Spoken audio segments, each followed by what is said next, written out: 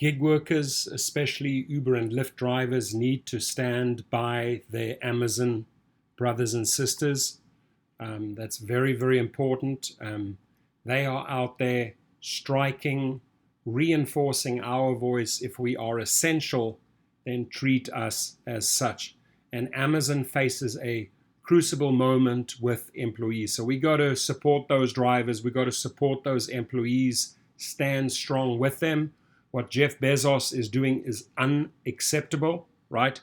Here it says, just read this here. Amazon made $74 billion during the COVID-19 while we risk our lives. So we're experiencing the same with Dara Khosrowshahi at Uber and Logan Green and John Zimmer at Lyft, right? No PPE, no hazard pay, nothing. Amazon is going through the very same. So Amazon is at a crossroads. Amazon and CEO Jeff Bezos are facing sharp criticism over their treatment of Amazon employees, and the way the company responds to the objections may well determine its future. The ordeal of Amazon's employee engagement can serve either as the stumbling block that causes the company to stagnate and perhaps even decline, or as a shot in the arm that refocuses and re-energizes the organization. Amazon has come under fire. Reports of unsafe working conditions at Amazon warehouses have attracted widespread attention, and many questions have been raised about whether or not Amazon fired whistleblowers who raised concerns about the lack of protections for employees at the company. So that was unacceptable that these directors at Amazon's threw their people under the bus because they wanted to bring awareness to this. The news television show 60 Minutes recently did a deep dive into the matter.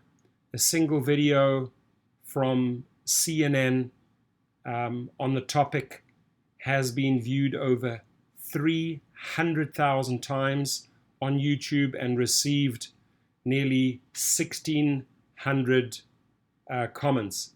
A group of 9 U.S. senators, including 5 former presidential candidates, issued an open letter to CEO Jeff Bezos seeking more information about the recent employee firings. A blog post by Tim Bray, former vice president and distinguished engineer at Amazon Web Services, explained that he quit in dismay over the firings, has received extensive coverage in the news and social media. So in response to the hailstorm of criticism, Amazon has enumerated the actions it has taken to ensure workplace safety and support its employees, including implementing over 150 significant process changes, setting up testing stations in and regularly sanitizing its location, and increasing employee pay. The company has also announced that going forward, it will reinvest at least $4 billion into COVID-19 related expenses, including employee safety. It is unclear, though, how much of that spend will be directed toward employee good versus customer and business growth efforts, such as developing consumer home testing kits for the virus, optimizing a supply chain for pandemic supplies and treatments, and investing in research for coronavirus vaccines and therapies. It is also unclear whether the importance the company now seems to be placing on its employees is in response to the negative coverage and scrutiny, or if it truly reflects the company's sentiments. Skeptics seem justified in questioning if Amazon truly values its frontline employees and is invested in their well-being. After all, before the pandemic, Amazon had been accused of poor working conditions and employee morale at the company's warehouses. Employee engagement matters to all stakeholders. The criticism aimed at Amazon matters because employee engagement impacts customers' perceptions and purchase decisions. Research by public relations firm Weber Shandwick has shown that when consumers discuss companies, How they treat employees is among their top 5 concerns. And in a report issued by Edelman Intelligence, a global research firm, no single action by a company is more interconnected with its ability to build trust with the public than treating employees well. The COVID-19 pandemic has heightened the priority customers put on employee welfare. Researchers at Morning Consult surveyed 2,200 American adults in March 2020 and found 67% said it was very important that companies take care of their employees and treat them well. Uber and Lyft, listen up.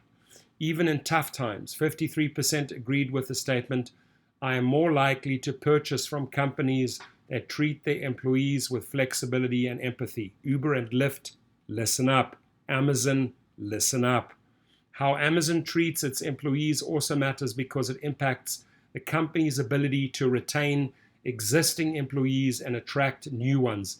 Bray's departure from the company was a widely publicized example of the damaging effect that worker mistreatment can have on other employees, but it's unlikely to be the only consequence. A significant percentage of warehouse employees currently choosing to stay at home without pay may decide not to return at all. Although Amazon has been hiring at record levels during the global pandemic, adding 175,000 employees in the last 2 months, this pace won't continue and the company will eventually return to the same war for talent that many employees had been fighting for before COVID-19. Future potential employees will no doubt be influenced by the broad news coverage during the crisis. Beyond that, employer review sites such as Glassdoor and Indeed and social media such as LinkedIn have created influential platforms for employees to shape perceptions of companies among prospective employees. Amazon's employee engagement also matters to investors. In last week's shareholder meeting, participants pressed Bezos and other Amazon representatives about the company's treatments of employees. They also asked about the risk to the company's reputation that the increased scrutiny into its workforce management might cause. On the eve of the meeting, CW Investment Group, an organization that works with union-sponsored pension funds that own nearly 900,000 Amazon shares, convened hundreds of shareholders so they could hear directly from warehouse workers. Bezos's vision depends on employees. Listen to that. Bezos's vision depends on employees. Above all, employee engagement matters to Bezos himself, whether he realizes it or not. Since its inception, he has run the organization less as a company that sells goods and services and more as a force for transformation based on ideas and values. Bezos demands the company remain relentless in its customer obsession. He uses his annual letters to shareholders to evangelize his management philosophies and practices. The organization uses core values entitled Leadership Principles to propagate his unique approach to running a business. Clearly, effective employee engagement is critical to operationalizing the culture Bezos desires. Moreover, after 5 months of research into Bezos and the company, writer Franklin Foer concluded in The Atlantic that Bezos envisions Amazon's ushering in a better future for the world, a future where entrepreneurs create solutions to the world's biggest problems and corporations are the force for positive change and social good. To fulfill this vision, Bezos needs employees to be fulfilled and focused, productive, and purposeful. Amazon's golden opportunity, despite all the trouble they've caused the company, the crisis and criticism, present Amazon with an opportunity, present Amazon with an opportunity to become the standard bearer in employee engagement. The charges against Amazon seem to have set the company back on its heels, and it's been operating from a defensive position for several weeks now. It needs to get out in front of the concerns with substantive changes instead of issuing news releases like the one it produced in advance of last week's shareholder meeting that looked like a news story and promoted how Amazon is protecting employees. Instead of creating canned videos of workers praising the company and touting its safety measures, it should pursue groundbreaking solutions that actually improve its workplaces and culture. Now is the time for Amazon to demonstrate true leadership in the way it engages its workforce. Some possible approaches include proactively involve frontline employees in problem solving and decision making on workplace safety and employee engagement, regularly survey employees and solicit feedback from them to understand their needs and concerns, and communicate with transparency to employees and other stakeholders about the findings and plans for addressing them. Institute new measures of performance and definitions of success for employees and ensure alignment of expectations on employees throughout the organization.